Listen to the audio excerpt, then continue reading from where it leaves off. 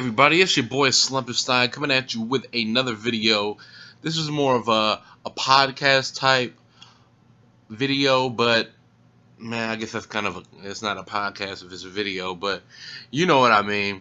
We're just gonna come in here real quick and talk about the biggest news coming out of the Nintendo camp the last couple of days, and that is them revealing the NES Classic. This is set to release on November 11th. I don't know if that's worldwide release date or if that's just Western release date. And it's going to retail for $59.99. It comes with 30 games. We're going to get to what games are on there in a minute. But it comes with one controller. Okay, now when I first saw this news break, I thought to myself, instant buy. I probably will still get it, but I'm a little bit depressed. I looked at the system. I didn't really concentrate on what the controller ports look like. They're obviously not NES ports now that I'm looking at them. They look like the Wii ports, that you would plug in, say, a classic controller into, and that is exactly what it is. So you can't use your NES controllers, which sucks. So it comes with one controller, and for another one it is $10. You can use the the Wii Classic controllers on this retro console. Now, it has 30 games on it, like I said. The door on it doesn't open. We're just going to get rid of that. You can't expand the games. It has no kind of Wi-Fi capabilities or anything like that. It just comes with the 30 games, comes with the HDMI cord, which is very cool, I think. It's going to be high definition NES games, which you can't really get a lot of places, except if you're buying them on the Virtual Console. Okay? So we're going to go ahead and go through the 30 games that are included on this, which it is a star-studded lineup. We got Balloon Fight. We got Bubble Bobble. Castlevania 1 and 2. Donkey Kong and Donkey Kong Jr. We got Double Dragon 2 The Revenge. I would have rather had Double Dragon 1, but to each their own. Dr. Mario. You can play that for days. Excite Bike Classic. Final Fantasy Classic. Galaga, Ghosts and Goblins, Gradius, Ice Climber, Kid Icarus. Come on, man. This is beefy. This is beefy already, and we're about halfway through it. Okay. Kirby's Adventure. Let me stop and go ahead and add in, if you were to buy all these games retail, like an NES cartridge, you'd be paying more than what you're paying for with this. Even if you were to buy each one of these games on the Virtual Console, I don't know if they're all available on the Virtual Console, but I digress. It would cost more than the $60 price point. Okay, now I don't know where I was, but we'll start at Kirby's Adventure, one of my favorite NES games. Mario Brothers. Mega Man 2, would have rather had 3, but anyway.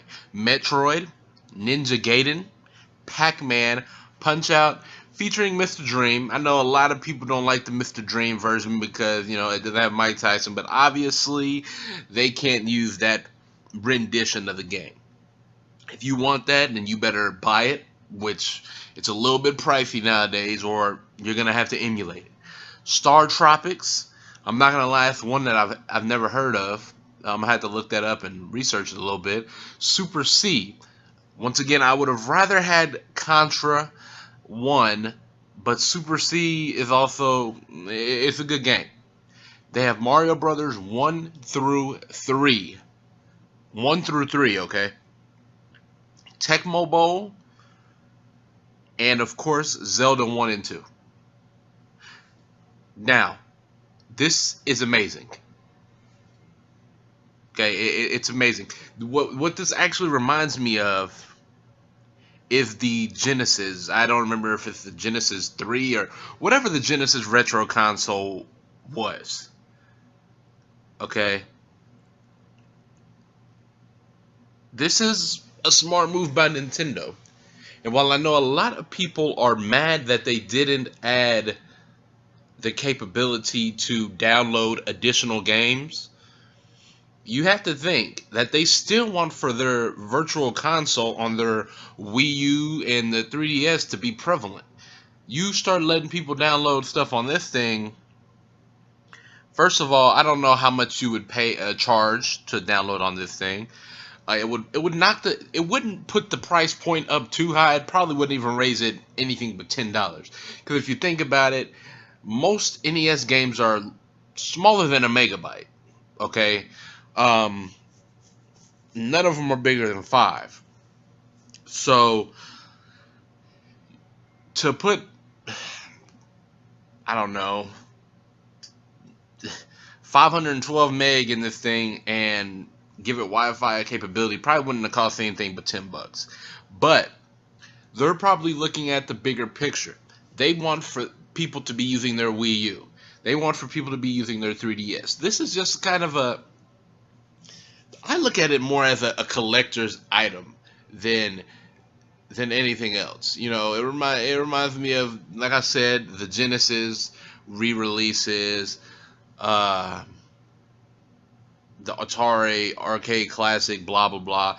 The only thing that's different about this is that, unlike the Genesis and all that kind of stuff, this is actually made by Nintendo. It's not just, oh, we're gonna slap the name on it. It's not just, oh, we're licensing it. This is actually made by Nintendo. And if you look at the box is what really gets me, because it's awesome. That's what the NES box looks like, and that's awesome to say the least. I don't know if the build quality of the controllers are gonna be as good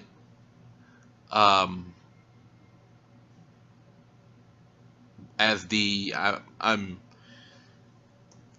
drawing a blank, as good as the original NES controller. That's why I kind of would have rather liked using my own, but whatever. A cool thing though, it comes with an NES controller that is compatible with that, and you can also use that NES controller on the Wii and Wii U Virtual Console. So that is another cool thing. So like I said, the price point is $59.99.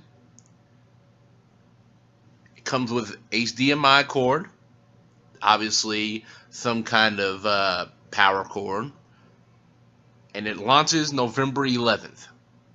It comes preloaded with those 30 games. It's $49.99 pounds in the UK. Okay, so I really just want to know, what do you guys think of this? I know a lot of people are upset about certain things. The only thing that I'm particularly upset about is the controller. But I can get over that as long as the build for the controller that it comes with is as good as that original Nintendo. Because a lot of the classic controllers that they make nowadays, like for the NES and stuff, they're light. They're like light, and they feel like if you push a button too hard, it's gonna fucking explode, and I'm gonna have to say Hulk smash or some shit. I don't like that, you know. So tell me what you think. Like, comment, and subscribe below.